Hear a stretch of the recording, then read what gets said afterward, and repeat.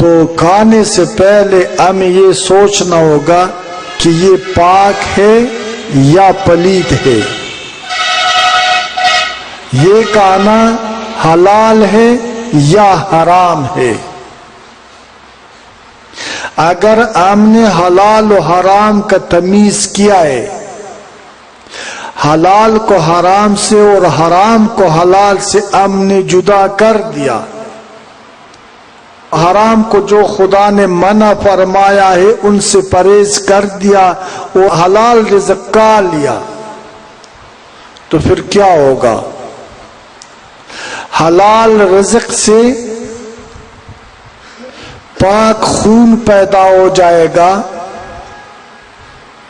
پاک خون جو ہے نا سے نور ہدایت نصیب ہو جائے گا، نور ہدایت سے خدا کا معرفت نصیب ہو جائے گا، اور جب خدا کا معرفت نصیب ہو گئی تو ہمیں صراط المستقیم نصیب ہو جائے گا۔ جب صراط المستقیم پر ہم گامزن ہو گئی، ہمارا دعا مقبول اور نماز مستجاب ہو جائے گا۔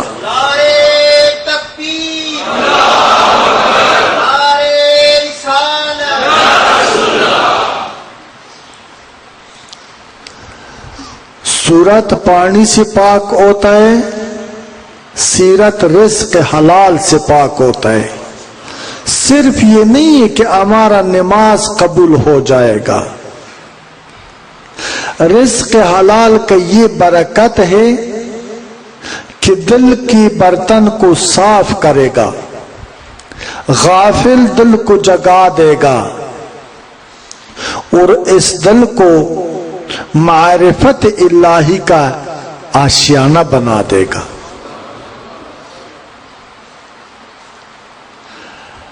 رسول اللہ صلی اللہ علیہ وسلم فرماتا ہے کہ اللہ تعالیٰ نہ عرش میں سما سکتا ہے اور نہ فرش میں سما سکتا ہے، اللہ کا قیامگاہ مومن کا قلب ہے۔ اللہ کا قیامگاہ سے مراد یہ ہے کہ مومن کا قلب اللہ کے الہام کا میزبان بن جائے گا، اللہ تعالیٰ کے الہام کا نزول ہو جائے گا۔ الہام کیا ہے؟ اللہ کی طرف سے رہنمائی بندے کے لیے، اللہ کی طرف سے پاکی بندے کے لیے، اللہ کا علم بندے کے لیے، اللہ کی طرف سے رحم بندے کے لیے، اللہ کی طرف سے عدل انسان کے لیے، اللہ کی طرف سے محبت انسان کے لیے، اللہ کی طرف سے ہدایت انسان کے لیے، اللہ کی طرف سے نجات انسان کے لیے۔ کس انسان کے لیے؟ وہ انسان کے لیے جن کا قلب اللہ کی الہام کا میزبان بن جائے۔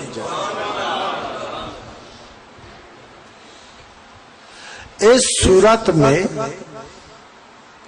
جب اللہ تعالیٰ رزق حلال کی برکت سے جب رزق حلال ہو جائیں گا، یاد رکھیں آپ کی بدن کی ہر رگ، ہر ورید کا، خون کا ہر قطرہ اللہ کو پکارتا رہے گا۔ آپ کا کام کرنا عبادت ہے، تعلیم حاصل کرنا عبادت ہے، مزدوری کرنا عبادت ہے، نیند کرنا عبادت ہے، جاگنا عبادت ہے، سونا عبادت ہے، اور جو بھی آپ کام کرے تو آپ کو اللہ تعالی حبیب اللہ کا لقب عطا فرمائے گا۔ اس وقت آپ کا دست بکار دل بیار ہوگا، یعنی آپ کا ہاتھ کام کے ساتھ ہوگا، دل اللہ کے ساتھ ہوگا۔ جب دل اللہ کے ساتھ ہو، دل کے اندر اللہ کے لیے، اللہ کے سوا اور کوئی چیز کا جگہ نہ ہو، نہ اولاد کا، نہ بیوی کا، نہ دولت کا، نہ شہرت کا، نہ سلطنت کا، نہ بادشاہی کا۔ دل اس وقت جام بن جائے گا، پھر یہ جم بن جائے گا جب اس میں دیکھے تمام عالم نظر آ جائے گا۔ اسلام کا ابتدا بھی رزق حلال سے، اسلام کا انتہا بھی رزق حلال سے۔ علم لدنی نصیب ہو جاتا ہے رزق حلال کی برکت سے۔ یاد رکھو، صوفی، شیخ، ملا، قاری، حافظ، ولایت کا دعوے دار، پیر صاحب، مقرر، مفسر، جب تک آپ کا رزق حلال نہ ہو، آپ کا 50 سال کا علم خس کے برابر بھی نہیں ہے۔ یہ تنکے سے بھی باریک اور کمزور ہے۔ ادھر شاعر صرف کمزور نہیں ہے، شاعر کہتا ہے، شاعر علمی کبر سر زند ماری بوت، علمی کبر دل زند یار بوت۔ وہ علم جو دماغ تک محدود ہو وہ سانپ ہے تجھ ڈس دے گا، وہ علم جو دل میں اتر جائے وہ دوست ہے تجھ بھی نجات دے دے گا، دوسروں کے لیے بھی نجات کا وسیلہ بن جائے گا۔ اب یہ علم دل میں کیسے اتر جاتا ہے؟ جس کو علم خداوندی، علم لدنی، علم حقیقی کہا جاتا ہے، کیسے اتر جاتا ہے؟ جب آپ کا رزق حلال، پھر آپ کو علم پر عمل نصیب ہو جائے گا۔ پھر شاعر کہتا ہے، با علم قلیل کر دیا عمل ہمین دین است، با علم کثیر بے عمل وارث لعین است۔ شاعر کہتا ہے اگر تھوڑا علم کے ساتھ آپ کو عمل نصیب ہو گئی یہی دین ہے، اگر بہت بڑا علم کے ساتھ آپ کا اپنا عمل نہ ہو تو لعین یعنی شیطان کے وارث۔ علم تو شیطان کے پاس بھی بہت زیادہ تھا لیکن علم پر عمل نصیب نہیں تھا، حکم خداوندی سے بغاوت کر دیا، بندگی کا رستہ چھوڑ دیا، ترک کر دیا، اس غرور کے ساتھ کہ میں تو آگ سے پیدا ہوں، آدم مٹی سے پیدا ہے، میں تو بڑا عالم ہوں، میں تو جھولے میں بیٹھ کر فرشتوں کو تعلیم دیتا ہوں، میرے پاس تو بے پناہ علم ہے، آدم کون ہے کہ میں اس کے آگے سجدہ کر لوں؟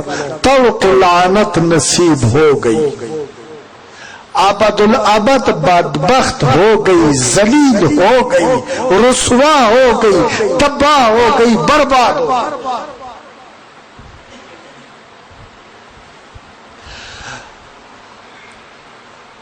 شاعر کہتے ہیں اگر اخلاص در عمل باشد کافی است حرف لا الہ الا اللہ، از عبادت و سخاوت ریا ہرگز راضی نہ گردد خدا۔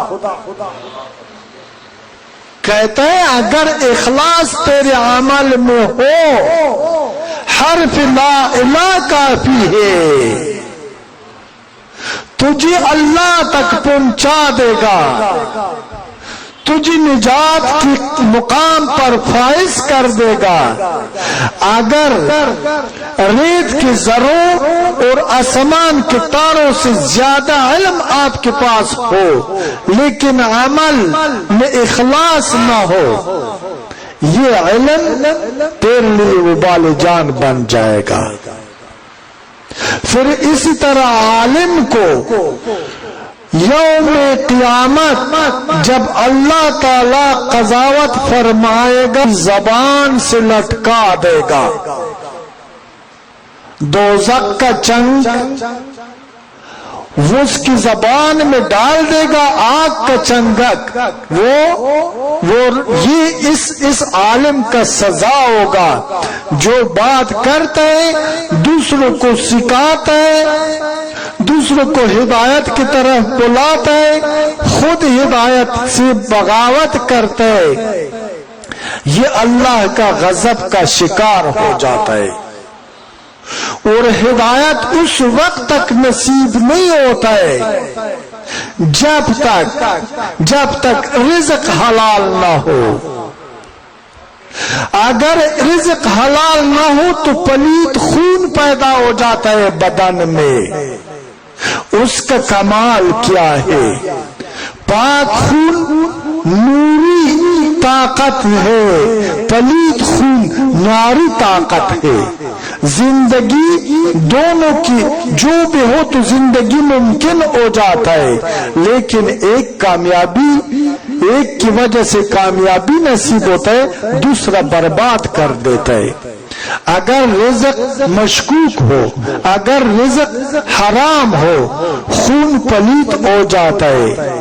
پلیت خون جب بدن میں چلتا ہے دل کو پتھر بنا دیتا ہے، حقیقت کی دل کی آنکھوں کو اندھا بنا دیتا ہے، نرم دلوں کو سخت بنا دیتا ہے، بندہ کو باغی بنا دیتا ہے، قانے اور صابر کو حریص بنا دیتا ہے، قناعت پسند کو شہوت پسند بناتا ہے، رحم دل کو قاتل بناتا ہے، بے گناہ کو مجرم بناتا ہے، پاک کو پلیت بناتا ہے، خوشبودار کو بدبودار بناتا ہے، حسین کو بدصورت اور بدشکل بناتا ہے۔ اس طرح انسان سے اللہ نفرت کرتا ہے، اس طرح انسان کا اللہ کے ساتھ دشمنی کا اعلان ہے، اور اللہ کا اس طرح عالم شیخ اور فاضل کے ساتھ دشمنی کا اعلان ہے۔ اس کا کوئی دعا قبول نہیں ہے۔ یہ کبھی اس طرح انسان پر جس کا رزق حرام ہو، اللہ کی معرفت کا خوشبو بھی حرام ہے۔ جب تک ہمیں اللہ کا معرفت نصیب نہ ہو جائے، یہ رواجی اللہ، یہ رواجی امامہ، یہ رواجی سفید تسبیح، یہ رواجی حج، یہ رواجی اور ریا کا نوافل، یہ ریا کا صدقات اور خیرات ہمارے لیے جہنم کا آگ کے سوا اور کچھ نہیں۔